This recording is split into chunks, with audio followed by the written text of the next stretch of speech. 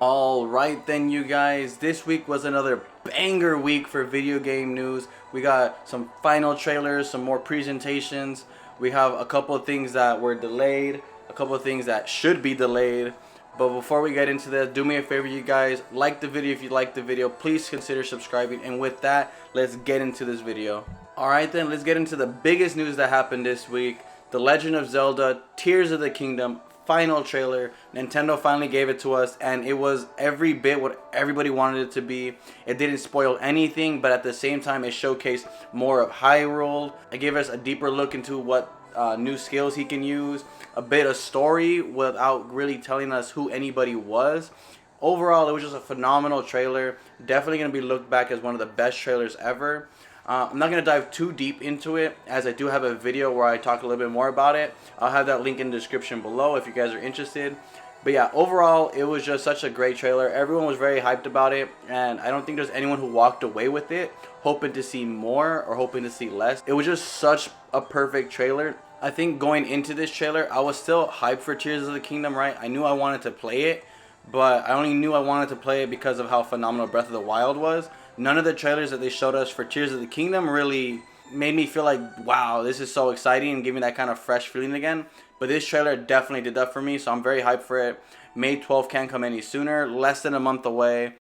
Moving on to some other news, the Library of Congress added 25 new titles to the library, one of them being the Super Mario Bros. Theme song. And it's just really cool to see that video games has surpassed its own medium and is kind of being recognized even amongst like people who aren't really big into video games but understand just how impactful video games are. And it is cool to see like the Super Mario Bros. Theme song kind of like added up in a list with like Madonna and stuff. It's just cool, and it's such a being seen moment. Nintendo announced that they're bringing Nintendo Live 2023 to Seattle, Washington. This marks the very first time that Nintendo is going to hold a Nintendo Live outside of Japan. And that's such a really cool thing to see. I've seen some of the videos and it looks like everyone's just really having fun and really enjoying themselves. I did see a lot of people online were kind of confused as to what Nintendo Live is. I think a lot of people were expecting this to be like a live showcase or like a live direct, similar to like what E3 used to be for Nintendo. And that's not really what this is. Don't expect any kind of new video game announcements or any like future plans from this.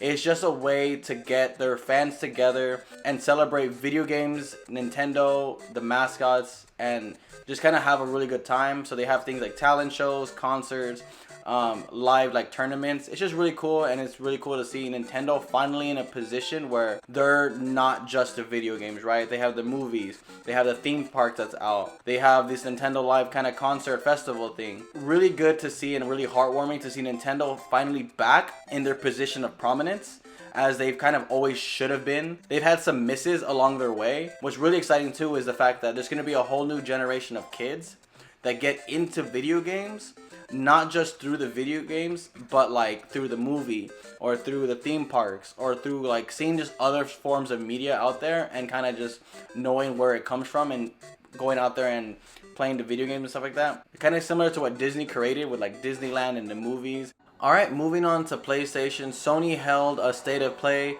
and it was really cool to see 20 minutes of non-stop Final Fantasy 16 gameplay. And this is another game that I was already hyped for. I didn't really need to see much more, but the stuff that I did see was very exciting, and it definitely got me super hyped for this game. What I will say, however, and that kind of sucks, is that the Sony state of play, I feel like shouldn't have been reserved for Final Fantasy 16 just because we've seen so much for it. I feel like there's still so many PlayStation titles that we don't have any information of, and I'm hoping this state of play isn't the presentation that everyone's been talking about. Everyone's been hyping up the fact that we're going to get a PlayStation showcase prior to Summer Games Fest beginning, and I'm still hoping that this wasn't that. I'm hoping that at the end of this month, end of next month or something, they still go ahead and show the showcase. With all that being said, this was a really phenomenal presentation of Final Fantasy 16, and this definitely looks like it's going to be a system seller for the PS5. If you want my full thoughts on what I thought about the Final Fantasy 16 showcase, I'll have the video link in the description down below. Alright, PlayStation announced the next wave of games coming to PlayStation Plus Extra and Premium tiers. Coming to Extra, you have Kena, Bridge of Spirits, Doom Eternal, Riders Republic, Wolfenstein 2, Slay the Spire, and tons more.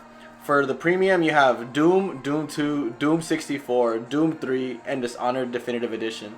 This is definitely a big month for Doom, I guess. I don't know if it's some kind of like anniversary or something of Doom, but it's cool. I love Doom, so that's really good. It's just a great lineup of games that are coming to premium and coming to extra. Sony did also announce that they will be removing Insomniac's Spider-Man, Resident Evil, and NBA 2K Playgrounds 2. They will be removed May 15th. And I saw a lot of people that were kind of upset about this, saying how they want Spider-Man to stay on premium for forever, essentially.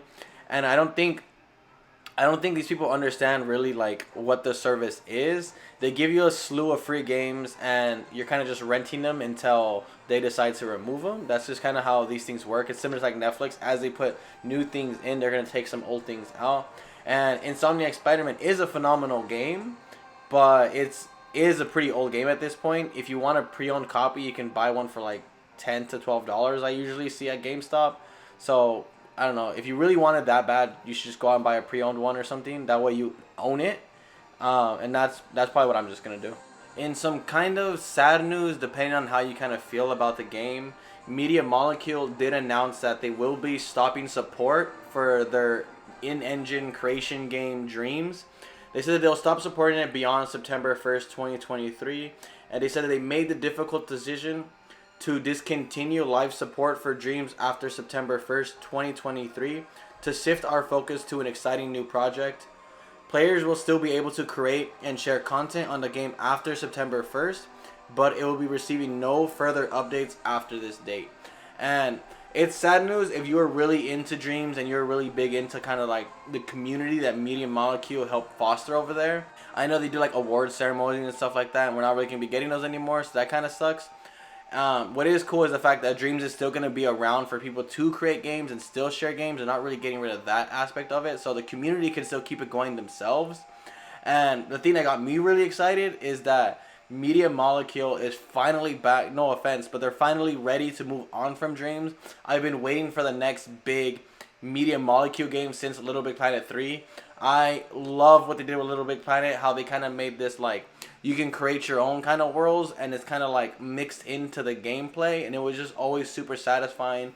And Media Molecule is one of the really like high artsy kind of team over there at Sony PlayStation, so I'm just really excited to see what Media Molecule can come up with next. On to some very sad news, primarily if you're an Xbox gamer. If you love your Xbox, I feel for you, man, because Xbox, every opportunity they get, they just drop the ball.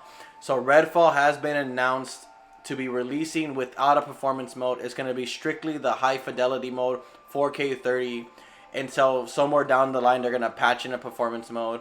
And we've seen this before with things like Halo Infinite, where they said they're going to just be working on it and adding content later on down the road. What's really disturbing is that Redfall is going to be running 60 frames on the PC. And it just really sucks because every time an Xbox first-party game is releasing, I'm always looking at it and always hoping that this is the game that's going to get me back into the Xbox ecosystem. And Redfall never seemed to be that game for me. It never looked appealing. It was never really my type of game. But I'm always still rooting for Xbox on the sidelines. I want Xbox gamers to get their best product.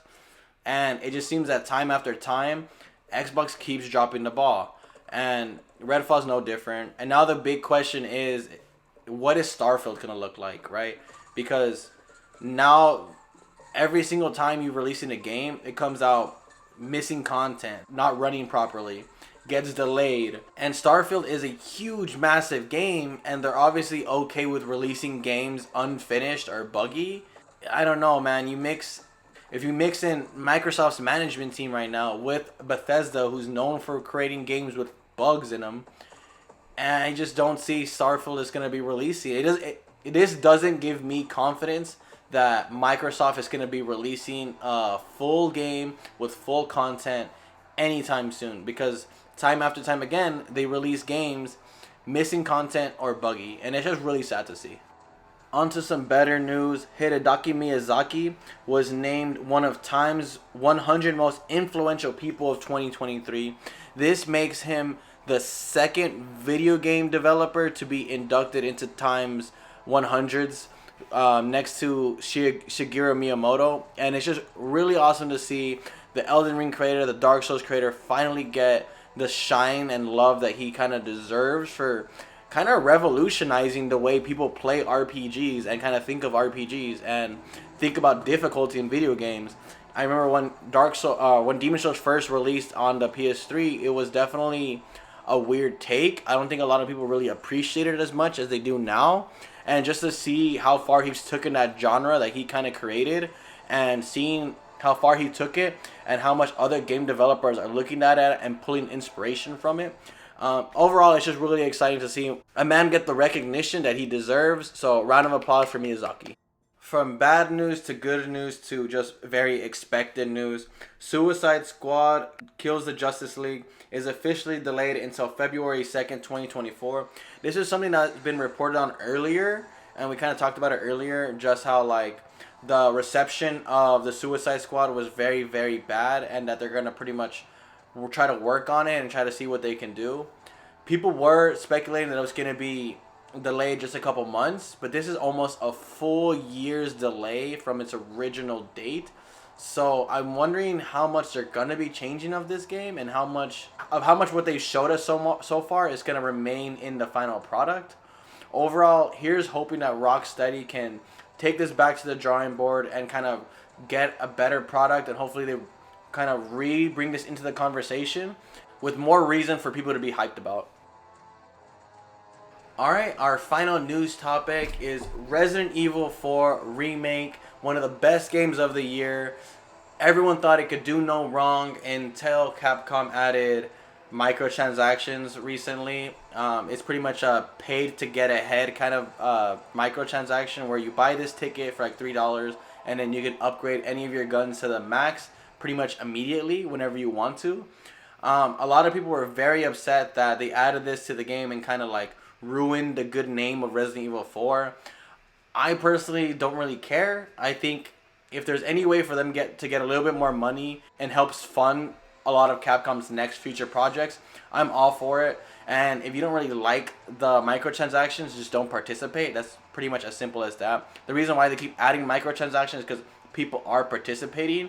And it's not like this is really a competitive game. It's a single player game. And if you want to play the game however you want, like on super easy mode if you want to, do what you want if you really want to. It's your money. It doesn't really bother me. People are just mad that it kind of ruins the good name of Resident Evil 4, but I honestly don't mind. Alright, that was our final news topic. That wraps up this video. With that, I'll see you guys in the next video. Seacrest out. Remember Ryan Seacrest?